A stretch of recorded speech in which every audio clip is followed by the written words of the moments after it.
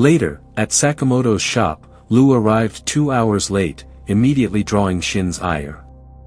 He scolded her, pointing out that her tardiness was unacceptable. Lu dismissed the delay as insignificant, further frustrating Shin. When he noticed the refrigerator in disarray, he accused Lu of being completely unfit for the job. Lu sarcastically mentioned her experience helping her father wrap and bury bodies, leaving Shin speechless. Fuming, Shin urged Sakamoto to fire Lu.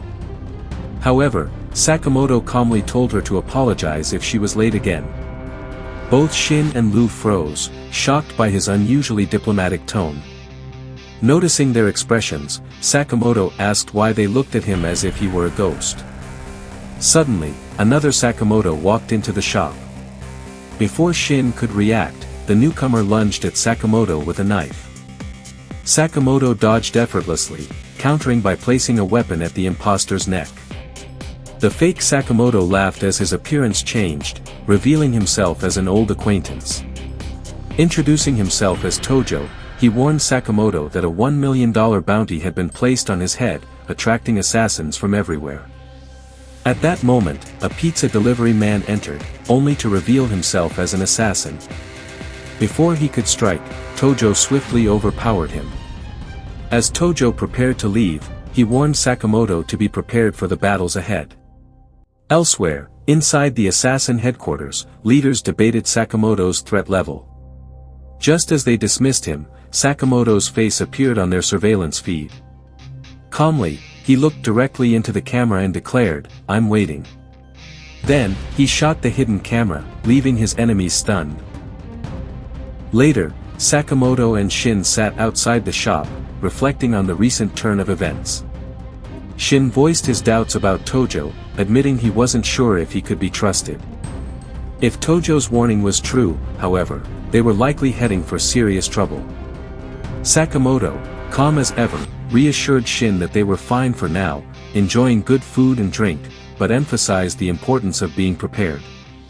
He added that they should work on improving their skills, reminding Shin that their enemies could come from anywhere and be anyone.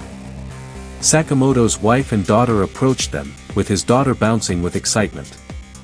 She cheerfully announced that she was ready to go. Curious, Shin asked where she was headed. She explained with enthusiasm that they were going to the amusement park, a trip she had been looking forward to for a long time. Sakamoto, slightly bewildered, admitted he didn't remember agreeing to such a plan but quickly conceded, agreeing to join them. The next day, the group found themselves at the amusement park. While the daughter was thrilled, the adults quickly grew bored. They reluctantly joined her on a challenging amusement ride, which left them all dizzy and exhausted. Lu, visibly drained, collapsed onto a nearby bench, while Sakamoto groaned, clutching his stomach and muttering that he felt like vomiting. Half concerned, Shin jokingly offered to call a doctor, but Sakamoto's wife waved him off, assuring him that Sakamoto would recover soon. As they rested, Lu's attention was drawn to a magazine in Sakamoto's daughter's hands. The girl excitedly pointed out an article about Sugar Bunny, a massive rabbit she had been dying to see. Lu, flipping through the pages, joked that the rabbit was as big as a gang leader. Sakamoto's wife smiled, expressing her happiness at having everyone together and encouraging them to enjoy the day despite the earlier challenges. Meanwhile, Shin remained on edge, unable to shake off Tojo's warning about the bounty on Sakamoto. Turning to Lu, he suggested they take extra precautions to ensure the safety of Sakamoto's family. Shin emphasized that they needed to be vigilant and prevent anyone from getting close enough to harm them. Lu scanned the crowded amusement park, uneasy about the number of people, which made it difficult to identify any potential threats. Noticing her concern, Shin reassured her by explaining his ability to read the thoughts of those within a 30-meter radius. He added that if someone harbored murderous intent, he would sense their emotional energy immediately. Annoyed, Lu turned to Shin and asked if he also listened to her thoughts when they were together.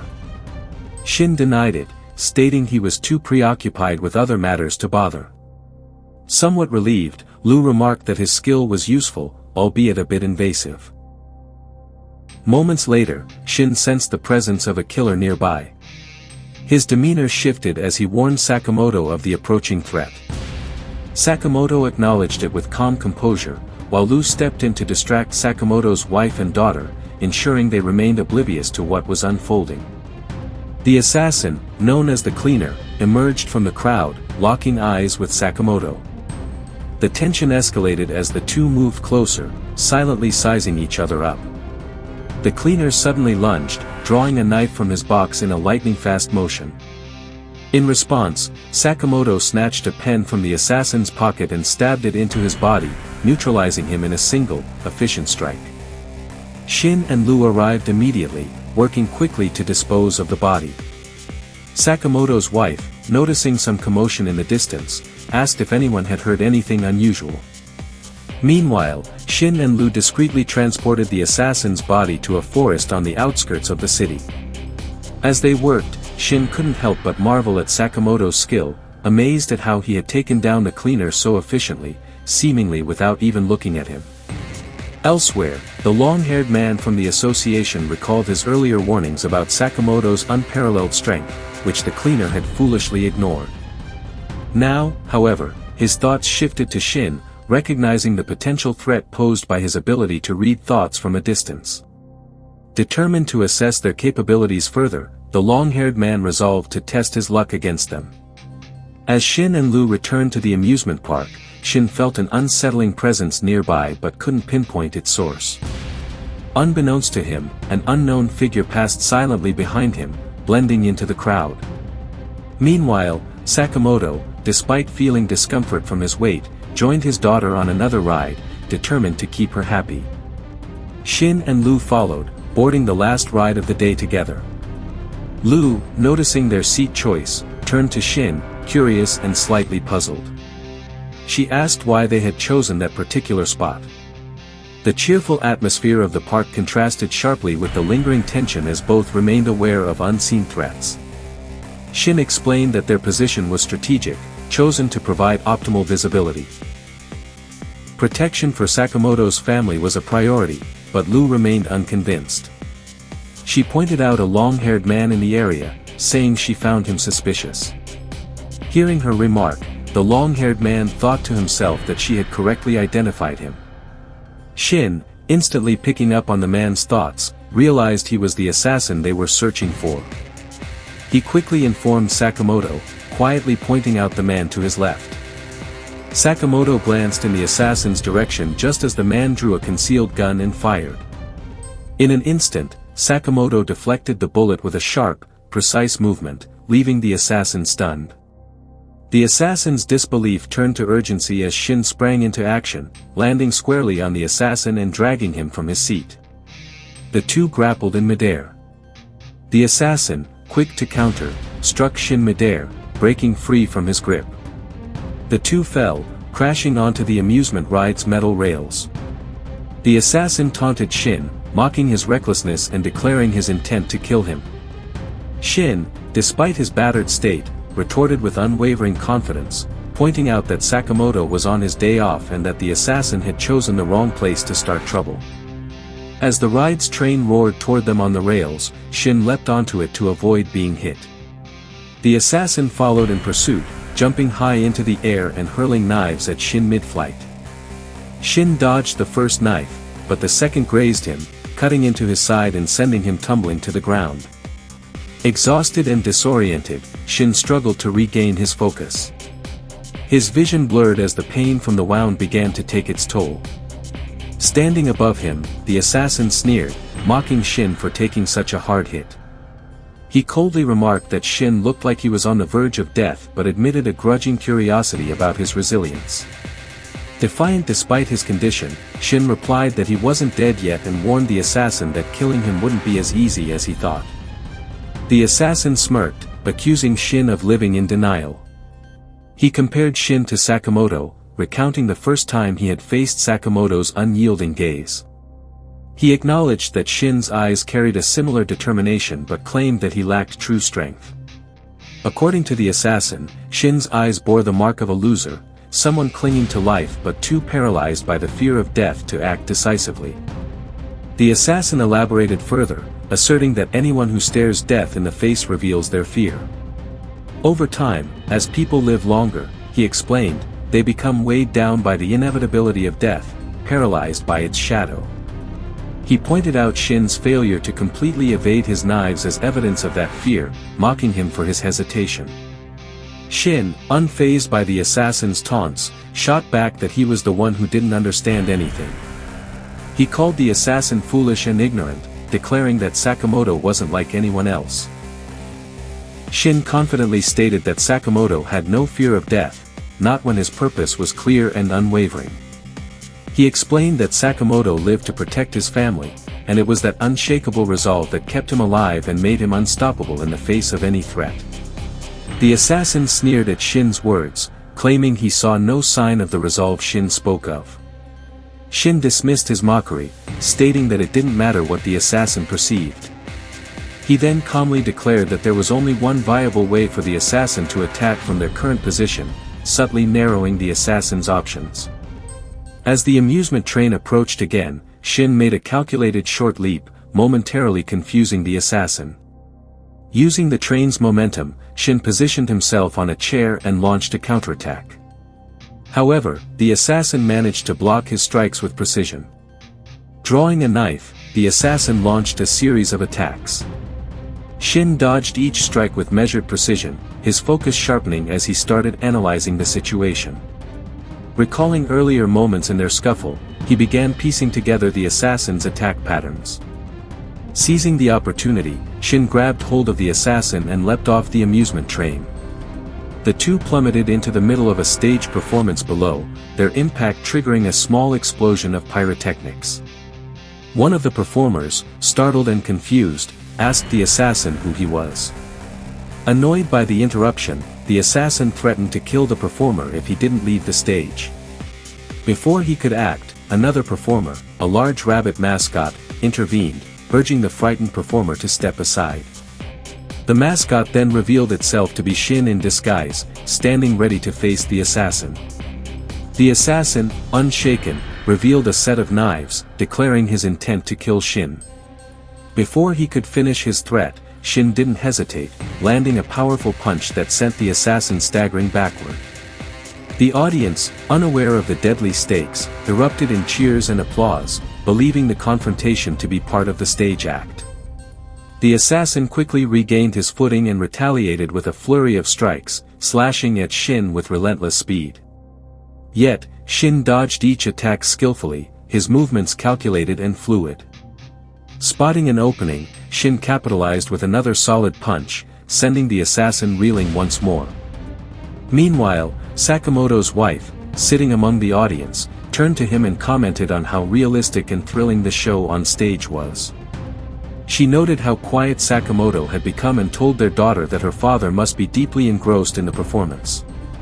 In truth, Sakamoto was silently guiding Shin, subtly instructing him on how to evade the assassin's attacks and capitalize on openings. Following Sakamoto's precise advice, Shin dodged the incoming strikes with expert timing and delivered a powerful counterpunch that left the assassin reeling. The assassin, clearly shaken, admitted aloud that he couldn't anticipate Shin's unpredictable moves. Growing desperate, he lunged at Shin with a sharp strike, narrowly grazing him and tearing a small part of his outfit near his face. The tear revealed a shocking detail: Shin had been fighting with his eyes closed the entire time. The assassin froze in disbelief, stunned by the revelation. From his seat, Sakamoto watched intently, a faint smile crossing his lips. He quietly declared, "It's over." Fueled by Sakamoto's unwavering confidence and his own determination, Shin moved decisively. With one final devastating punch, he struck the assassin, knocking him out cold and ending the fight. The audience erupted in thunderous applause, convinced they had just witnessed an incredible stage performance. Cheers and whistles filled the air as the show reached its dramatic conclusion. Sakamoto gave a subtle nod and a small gesture of acknowledgement toward Shin, signaling his approval. Shin, catching the gesture, responded in kind. Lu, visibly frightened, frantically searched for Shin amidst the chaos. Meanwhile, two new assassins arrived on the scene, targeting Sakamoto. One of them, a woman named Agbor, grumbled about working in crowded places. Her partner, calm and methodical, reminded her of the mission's importance and cautioned her not to harm anyone unnecessarily, emphasizing that their sole target was Sakamoto.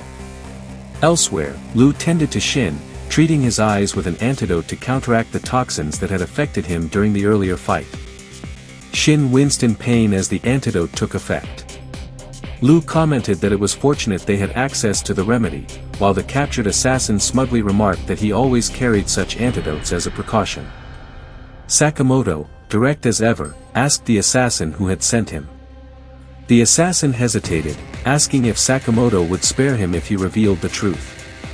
Before he could say more, Lu intervened, suspiciously asking if the knives he used were poisoned. The assassin admitted they were.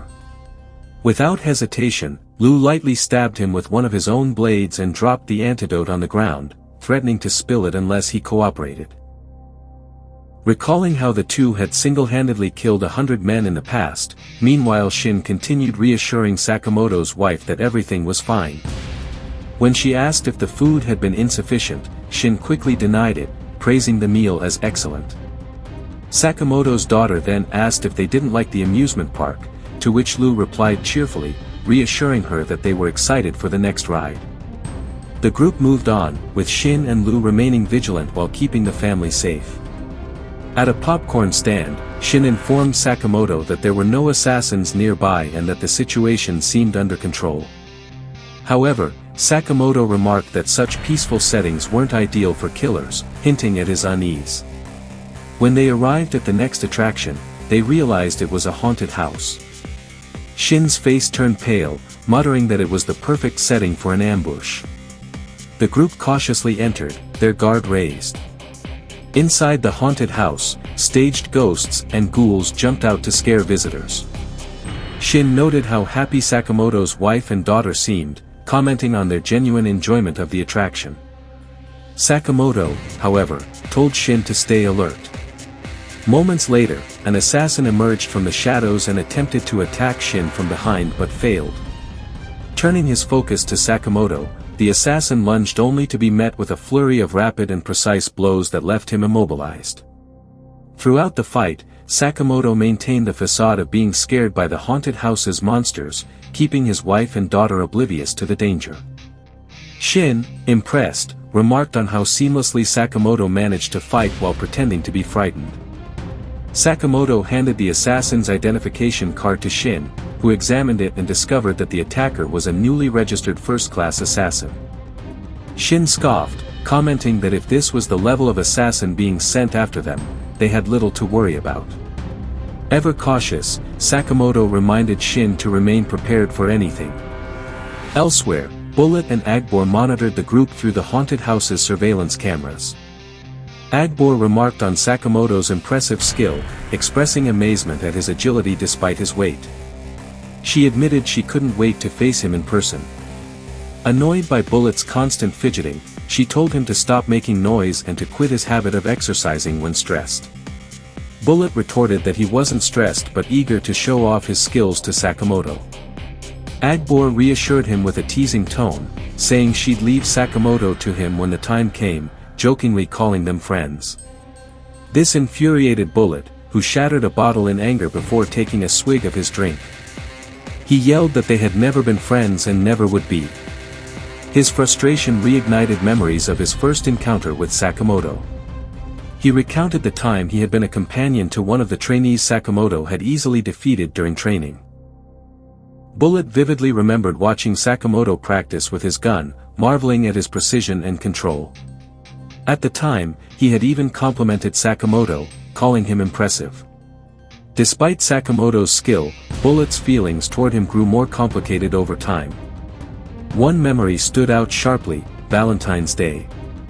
On that day, Bullet had told Sakamoto that assassins weren't meant to love, as their hearts were too cold for such sentiments.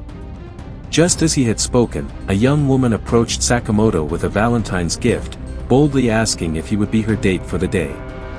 The moment became even more humiliating for Bullet when Sakamoto opened his locker and an avalanche of gifts spilled out, a testament to his popularity.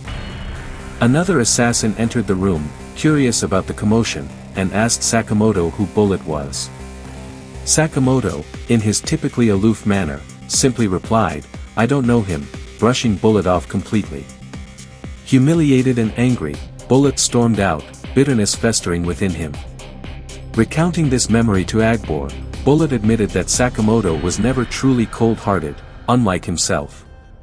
Agbor, intrigued, asked if this was the root of their tension and suggested that Bullet now had a chance to settle the score. However, Bullet dismissed her suggestion, shouting angrily that he didn't care anymore. Meanwhile, inside the haunted house, Lou expressed her exhaustion and voiced a desire to go home. However, Sakamoto's daughter, full of excitement, pointed out the zombies and begged to see more of the attraction. Shin, amused, teased Lou, claiming that Sakamoto's daughter had more courage than she did. In response, Lou pulled out a bottle and began drinking. Curious, Shin asked what it was. Lou revealed it was her family's favorite drink before tossing the bottle at Shin. Catching it, Shin sniffed the contents and recoiled in disgust when he realized it was alcohol, promptly throwing it away. As they ventured deeper into the haunted house, they came across a shaking door with eerie noises emanating from behind it. Ignoring Shin's warning, Lou opened the door, unleashing a chaotic horde of zombies and hidden assassins. In the ensuing chaos, Bullet emerged from the shadows and lunged at Sakamoto. The force of the attack sent both of them crashing to the upper floor. As they fought, Sakamoto flung a character ID card at Bullet mid-scuffle, but Bullet dodged it effortlessly. "Do you remember me now?" Bullet demanded, his voice filled with irritation. Sakamoto, as calm as ever, replied flatly, "Nope." Annoyed, Bullet growled, threatening Sakamoto and vowing to destroy him. Unfazed, Sakamoto asked, "What about your family?" Bullet, glaring, retorted sarcastically, "Go figure it out yourself. I'm not your mother." Elsewhere, Shin was frantically searching for Sakamoto's wife and daughter. He eventually found them unconscious in a nearby room. Before he could act, Agbor appeared with a group of assassins, her smirk radiating confidence. "You're the key part of this mission," she taunted. Before Shin could respond, Lou charged in, delivering a powerful punch to Agbor's face. The impact sent Agbor flying, blood spraying as she crashed into the wall. Lou stood firmly, her stance exuding confidence. "I'll show you the strength I inherited from my family," she declared. Agbor, recovering from the punch, wiped the blood from her mouth and smirked. "Impressive," she admitted. "You've got some serious strength. Gives me chills." Back on the upper floor, Bullet once again demanded, "Do you remember me yet?" Sakamoto, undeterred, repeated his earlier answer, "Nope." Pressing further, Sakamoto inquired about Bullet's family again, only for Bullet to snap, "Go figure it out yourself. I'm not your mother."